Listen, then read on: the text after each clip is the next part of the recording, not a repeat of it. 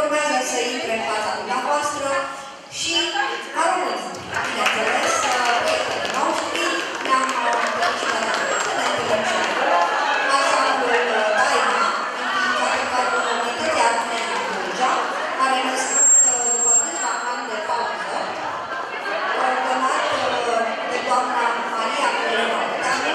Ansamblul a debutat în forță și a participat deja la evenimente culturale ale unei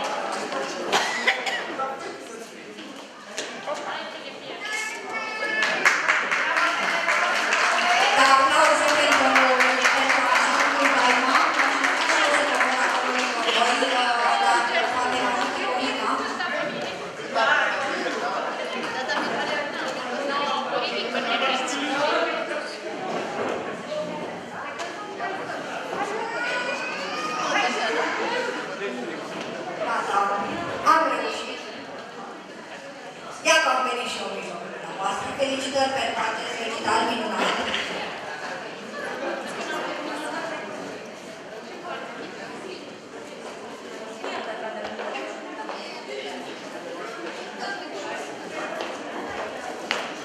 Vreau să-i ofer un pic de flori doamnei Corina Badrea. Ați prins buchetul? Mai am un buchet de flori pentru solista ansamblului și diplomele imediat. Ia să vedem.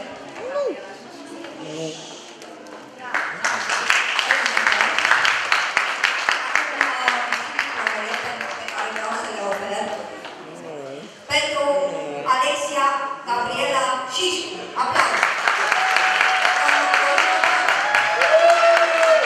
Mulțumesc ansamblul folcloric Taina, dansul tradiționale alpine. Îmi are plăcere și bucurie să vă spunem de fiecare dată un adevărat spectacol.